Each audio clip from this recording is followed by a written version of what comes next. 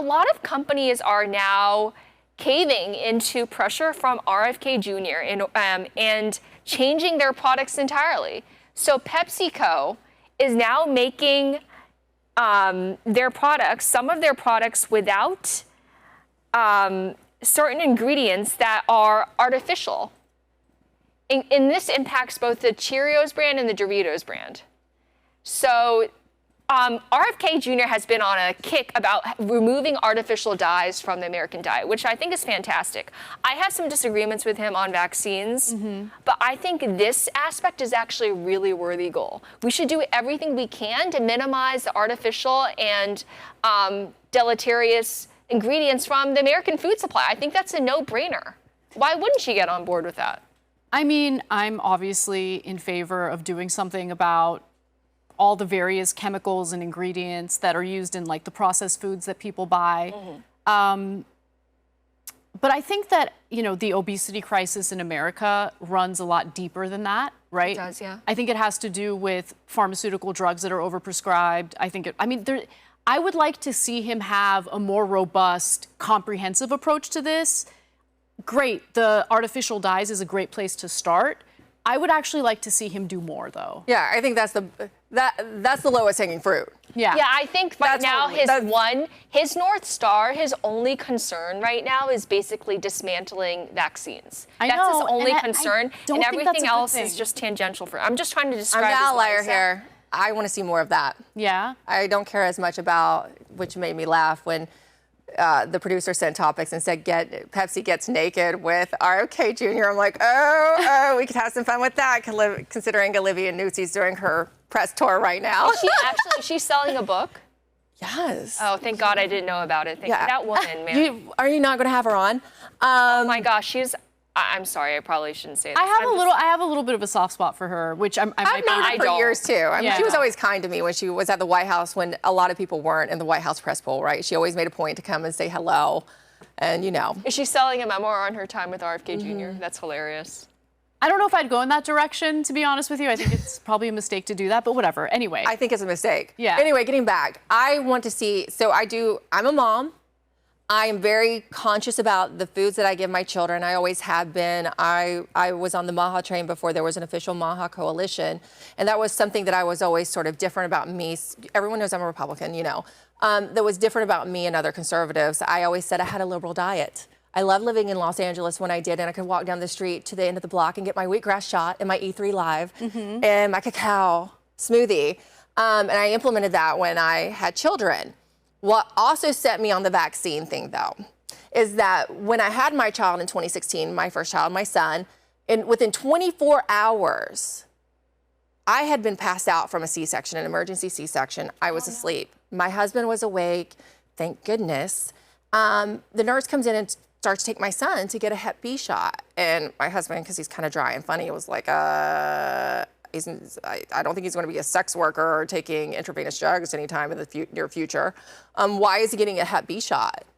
And my husband wouldn't let them take him. And then they told us, well, within the 48 hours, it's recommended to do it. And he's like, but this is for prostitutes. And here's so where it set I me do on this agree. whole thing. So I've been very hard on HHS about not doing what they have a mandate to do. We felt like with the MAHA coalition, and that is address the childhood vaccines. No, in that particular case, I think you bring up a really good point. I think the vaccine schedule for like literal newborns is a little insane. And I think that there should be specific vaccines that are kind of pushed on parents that should be like voluntary. They make it seem like it's mandatory. And so I think parents have a lot more leeway than they realize. But I have a problem with the hospitals pushing for these vaccines that aren't necessarily. Yeah, they do. They make it seem like. And moms want to make sure they're doing the right thing for their kids, and they feel totally strong-armed. Right. They do you can't even imagine the pressure campaign. And then they just drop you from the pediatrician. I know. They drop you from the practice like you're a criminal. Emerald, I'm actually hugely sympathetic to what you said. I actually agree with you on that. But I think it should be assessed on a case-by-case basis. For example, the MMR vaccine for measles, mumps, and rubella, it's hugely effective. And it's been around forever. It's been around forever. Yeah, I gotta finish. And the reason why it's together is that these are very young kids, and it's more likely that you'll get them to take the shot if it's one shot rather than 3 individual ones. And that's why it's all together. I just want to explain why. And it's been proven to be efficacious. There's been no scientific evidence suggesting that it's not. Yeah, there has. There's been, the problem with the studies is that they're not blind studies. You don't get just a saline complex, a saline shot to prove that you have a base, you have a control group. You don't have a real control group. You have a study that says the MMR vaccine is ineffective? Well, you don't have one that proves it's effective because you haven't had a true legit study where you have a control group that's not given a vaccine. So a placebo or a vaccine. Exactly. Because no well, placebo. doctors consider it unethical not to give them the vaccine, though, because then it would We know they do, but you know the kind of money that is thrown at them from Big Pharma. And have you ever sat with a mother who knows that their child, after getting, say, the 12-month MMR or the 18-month, noticed their child had a fever, immediately started regressing? I have friends like that. And I had a mother just break down on me, and she hadn't told anyone else that's what she believed, but she felt comfortable telling me because of my stance on vaccines. She said her 12-month-old daughter at the time she never spoke again. She never tried to speak again. She had a fever and regressed. And we have not done the rigorous studies. If you get the data and you say, and it's a true controlled group and a true authentic study, then you could convince, and we need to move on and understand why the autism epidemic is happening. I hear what but we you're saying. haven't had that. I'm probably as close as anyone can be, given my political ideology, to where you are, but I also want to point you to the huge measles outbreaks that have been spreading across the country in the age of RFK Jr., including in Texas, including in several other states. So I'm talking about this vaccine in particular. It's been proven to be efficacious. And in fact, in its absence, people are getting sick and people will potentially die. I'm just saying that you are totally right, completely agree with you and I used to work for Merck, and I'm sorry, I wish I didn't, but it also allowed me to see into the belly of the beast. You are spot on about the fact that they are funneling billions of dollars into our politicians, into advertising, but I'm talking about the MMR vaccine in particular. I do have concerns about the others. And I'm not one of those like jab-happy people. I am not. Well, a lot of those cases, like the one in Texas, was misreported. It was the girl, there were questions about if it was actually the measles. You think it was fake? It was fake news? Well, I don't think it was fake news. I think it was reported in a way that made it seem like it was the measles and there was a huge outbreak when there wasn't. And RFK Jr. addressed that. I don't have the stats in front of me, but. Well, his solution to these situations, just take more vitamin A?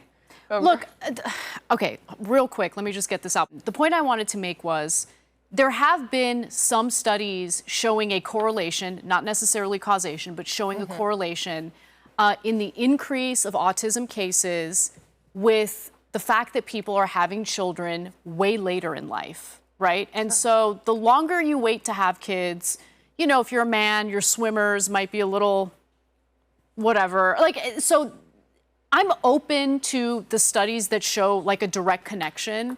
I think my biggest problem with how the Trump administration has handled the topic of autism is they keep pointing to things allegedly having a causal relationship to autism when the evidence isn't there, like Tylenol. Right? Like, I actually think, you know, lowering the use of Tylenol is a good idea because it's really hard on your kidneys and it's not good for you to take it as much as Americans do take it. But there is no scientific evidence drawing a connection to autism. Well, and I would agree with you there. Yeah. I think that was a disappointment that they did that because we wanted the truth. They had promised us the autism data and a report, and we didn't get that. Right. We got the Tylenol, and everyone is open to either way. We did get a report, but it turned out to be AI generated. Remember that? Oh, well, there was that. What a disaster. There's a lot of disasters at HHS, and we could spend a whole hour talking about what's going on at HHS. But by the way, I do not envy how difficult it is to be a mother in today's society. I do think that the vaccine schedule for infants is way too aggressive.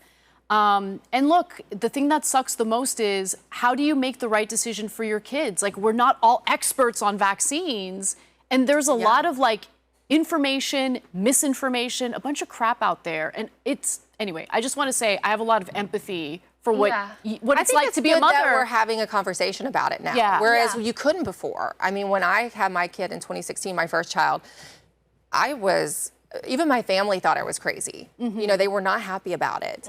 But now there have been more people talking about it. It's more, and it's our kids. And we do have an autism epidemic, and it's getting worse by the day. So we have to figure it out. So I'm glad, even if we don't agree, at least we're talking about it now, because we couldn't talk about it before. You and I might agree more than you think. I'm just saying my dad was a doctor, yes, he specialized in MMR, so I actually know a lot about that one in particular. And just judging from the evidence from my point of view, it's been proven to be really efficacious. But I 100% agree with you and Anna that the vaccine schedule for young babies is way too aggressive, and it's been compromised and adulterated by the influenced big pharma. And also, what's in them? You know, what if we had a vaccine for the MMR that might not have some of the... Yeah, one last thing I'll say about this is also the DSM-5, which is a manual that doctors use to diagnose autism, has been overly broad, in my opinion. I agree. So a lot of people have been swept under the definition of autism, and they may not be autistic. Well, the way that the DSM is written, I think there's too much influence from the pharmaceutical industry, right? So they start including all these diagnoses that I think are just characteristics of being a human being. You know what I'm saying? All right, folks, I have to give RFK Jr. some credit. One of the most important things, one of the most important pledges that he made that he hasn't yet carried out yet, but I really hope he will, is taking pharmaceutical money off the airwaves. They have so much power. That would be amazing. Because that would be amazing. I'm tired of seeing the pharmaceutical ads myself. They're so cheesy. Yeah, but right now they have so much control over the American psyche, over the American Congress. We got to kneecap them. We just have to. Do you guys think that they intentionally name pharmaceutical drugs like what could be rapper names to make them sound cooler, like Skyrizzy? I used to work for Merck, and actually, Anna, you inadvertently or that's actually what, not after rapper names, but innocent sounding names to not make people realize that they're really just out for your money. Yeah, that's true. They want lifelong patience. They want you sick. They want you hooked. Yeah.